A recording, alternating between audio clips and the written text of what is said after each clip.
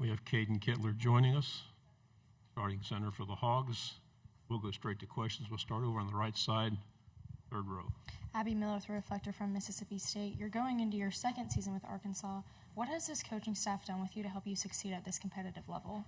Yeah, when you have a new coaching staff, it's all about, getting acclimated to everything. So, the transition was really smooth.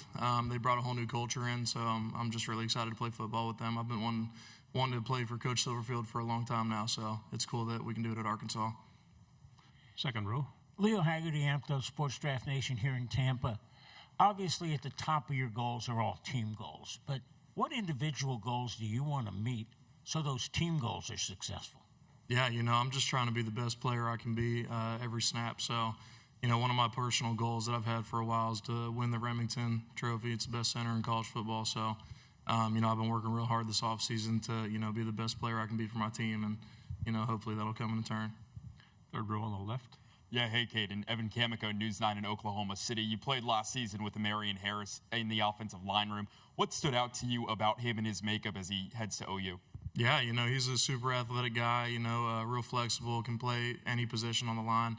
I don't know if he can snap the ball, though, so, maybe he worked on that in the offseason, but he's a great guy. Y'all are going to like him. Third row on the right. After spending your 3 seasons at UCF and creating those bonds, what was kind of the deciding factor in transferring to Arkansas? Yeah, so I'm from Texas originally, so I just kind of wanted to get a little closer to home, help my family get to a little more games. So went on visits to SMU, Arkansas, Mississippi State, and, I just fell in love with Arkansas's culture and, just everything they stand for. So, what stands out about the Arkansas culture? Your coach kind of talked about it a little bit. What stands out to you? I think the biggest thing is just all Arkansas has is the Razorbacks. So, we're not just representing the university while being here. We're representing the whole state. So that's real cool about Arkansas. Fourth row on the aisle.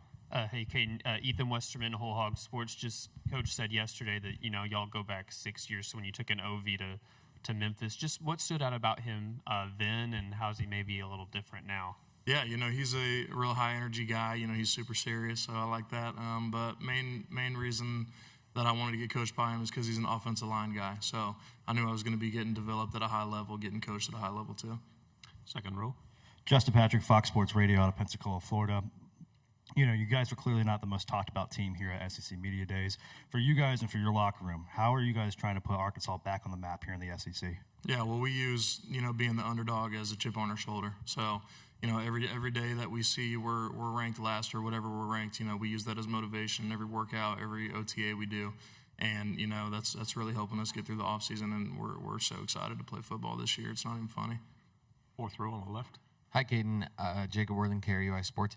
As the center, you're responsible for identifying at the front and setting protections. When a defense disguises pressure before the snap, what are the first things you're looking for to make sure that everyone is on the same page? Yeah, the safeties give it away a lot, so I'm looking on, or I've been working a lot on this offseason on reading safety rotations and all that pre-snap, so, hopefully that's going to come in big time during the season. But, yeah, really just communication is the biggest thing. So as long as we're all on the same page, if we're all wrong, we're right. So as long as we're all doing the same thing and nobody's straying away doing their own thing, we should be pretty good. Left side, second row.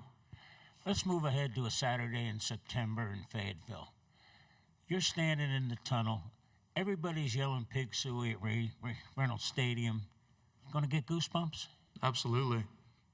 This is my last year.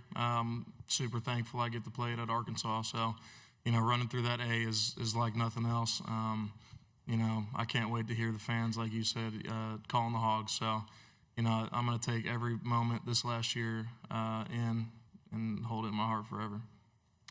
Third row. Every player says they take it week by week. They're excited for each game. But going into your senior year and only your second year in this conference, which SEC team are you most excited to play that you haven't seen yet? That I haven't seen? I think Georgia. Georgia's going to be a good challenge for us. They've won a lot of national championships, so it's going to be a real good challenge for us. They got a real good D-line, so, we're going to have fun that game. Being in Fayetteville, of course. Fourth row, left side. Being a lineman, bigger set guy, I'm curious, what's the go-to Waffle House order for Caden Kitler? Go-to Waffle House. I get the sausage, egg, and cheese hash brown bowl, but add gravy on top. Some fat stuff. You know, the second row. I'm salivating just hearing that. I'm ready to go to lunch.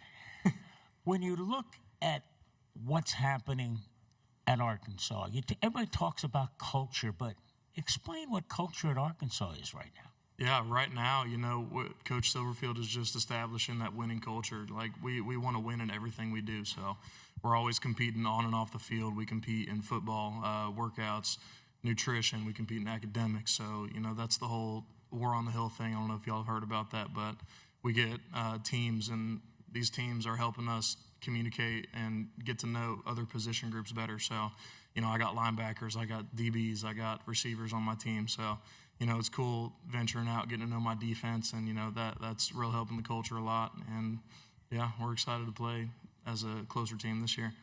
Fourth row. Only been at Arkansas a couple years, but to already have, you know, the respect among your teammates, coaches, to be somebody to be selected at this event, just what did that mean to you? Oh, it's a huge honor. You know, Coach Silverfield called me in his office to tell me, and I thought I was in trouble at first. So it was good to hear that he was bringing me to this. So, you know, it's a huge honor. I'm super thankful for him for bringing me along to this. And, yeah, I'm just super honored to be representing, you know, the state of Arkansas here. Second row. Being an O lineman at Arkansas, the story of Brandon Burlesworth, how much is that intertwined in the culture, especially when it comes to your position specifically, and what effect does that really have on you guys? Yeah, I mean, I think it just goes to show that you can do anything if you put your mind to it. So, you know, I remember watching Grader when I was younger, before I even started playing football, I think. So, you know, it's a great movie, it's a great story, and, you know, we're just super thankful to have people like that in our program history. Front row. Trevor Denton with Way 31. Does your head coach have aura? What do you think about that? Does my head coach have aura? I think so. I like to think so. You see him on the back right there. But, yeah, no, we love Coach Silverfield, and, you know, he's an awesome person, and he gets us fired up. So I'd like to think he has some good positive aura, if you will. Why is it among position groups, offensive linemen are usually the most interesting and fun guys to talk with? I don't know. I think, you know, a big personality comes with our big guts, maybe. I don't know. We'll see. But, yeah, I think we just have good personalities as a whole unit. You started your last 22 consecutive games spanning 2 schools. Is that a point of pride for you? Yeah, absolutely. You know, I think it just goes to show how much I put into, you know, my physical health, as well as, you know, just game plan, game prep, and all that. So, you know, I'm big on keeping my body right, because you can't play 12 games in a row without, you know, doing something to your body. Left side. The war in the trenches is not for the faint of heart. I'm not going to ask you the verbiage that goes back and forth, but how important is it to be that most physical guy there? Yeah, and I don't know if I can say the verbiage that goes back and forth on the microphone right now, but yeah, no, I think, like you said, the war in the trenches, it does go back and forth.